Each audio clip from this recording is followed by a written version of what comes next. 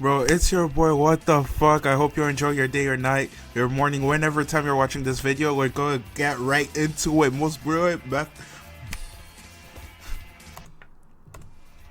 Hello, it's your boy, what the fuck? I hope you enjoy your day or night, your morning, whenever time you're watching this video. We're going straight to this one.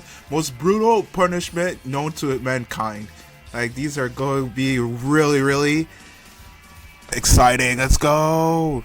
Imagine the time you're waking up instead of like going through your TikTok because it's in the medieval ages. You're seeing someone getting like murdered, not murdered but executed, and you're just there like, hey, and then you're eating your popcorn like, what the fuck?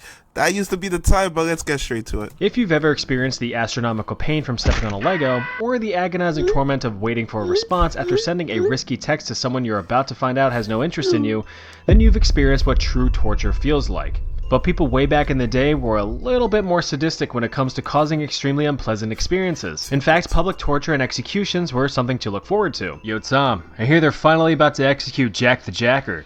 You coming? No, but I bet he is. Anyway, I gotta go catch a movie with my third wife. Maybe next time. Catch a what? So anyway, here's 5 torture methods that you may not be familiar with. If you're not one to handle any kind of violence or blood or stuff like that, why did you even click this video? Well, yeah, honestly, if this is too much for y'all, just leave the video alone.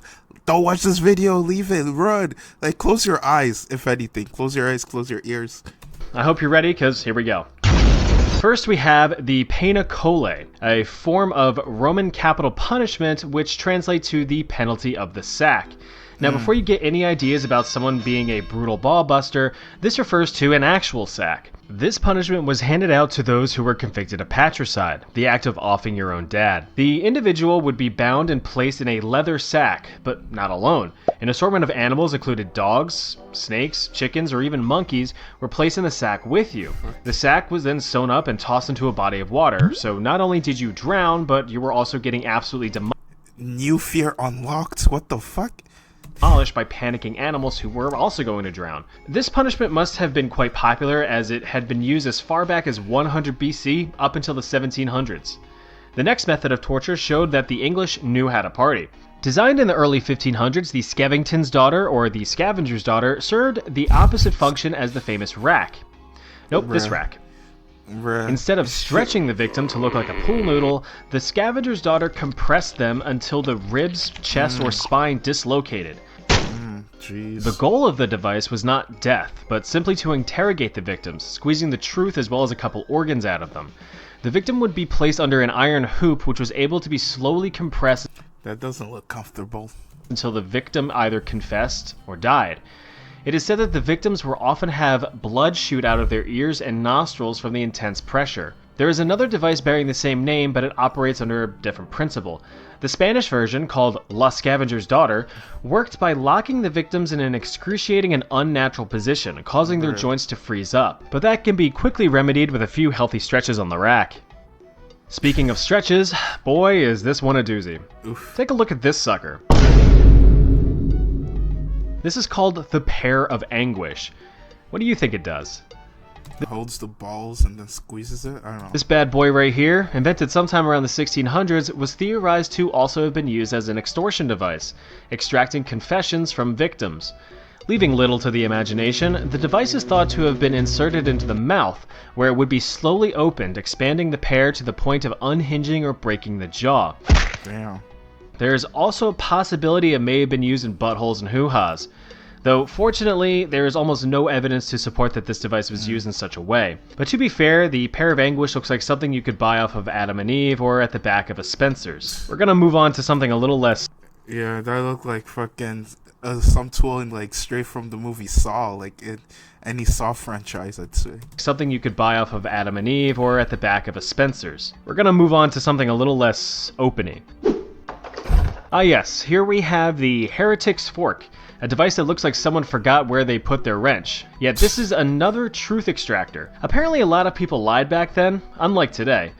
Used mainly during the highly unexpected Spanish Inquisition by the loving and inclusive Catholic Church to seek out non-believers, the device was affixed between the jaw and the chests of many victims. Both ends of the fork were pronged. One end would pierce under the chin while the other pierced the sternum. The length of the fork was customized for each use, making sure that the victim's head was tilted all the way back full stop. The victim would be unable to speak or sleep without experiencing excruciating pain. Typically, the forks were Bro, just take that shit off. The fuck, bro? You got me fucked up in this bitch. Like, well, I'm not gonna sleep on that.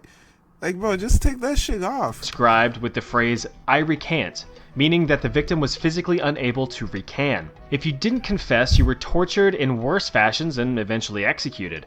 But if you did confess, you had the pleasure of still being tortured for being a filthy heretic. A real win-win there. The good news is that even though it was used hundreds of years ago, you can still buy one off of Amazon for one low payment of $44.99. Freaky bastards. So keep your chin up.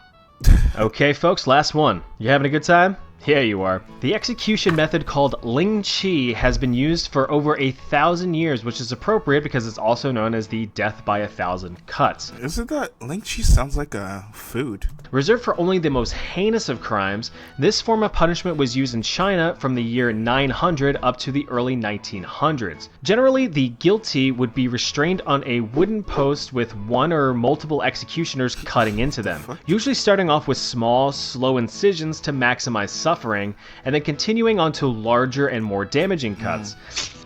Sometimes even severing whole limbs toward the end. damn. Unfortunately for the victim, the process was never fully well defined, and that was left up to improvisation. Historical recounts of Ling Chi state that executions could be as quick as 20 minutes or as long as 3 days. Not only was the Yikes. permanent damage to the human body bad for the victim while they were alive, obviously, but it was also believed that the damage inflicted would carry on into the afterlife, condemning them to be sliced and diced as a spooky spirit. Huge bummer. Damn. I really hope this video sated your bloodlust, you absolute psycho, so why not cool off and check out a more tame video on the channel, like maybe this one? I'll see you over there. Bro, I hope y'all enjoyed that or not, but yo, that was some fucked up shit.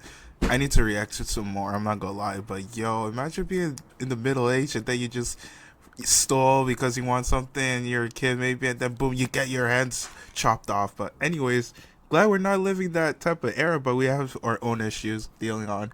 But anyways, like and subscribe, comment down below what you think. What we out.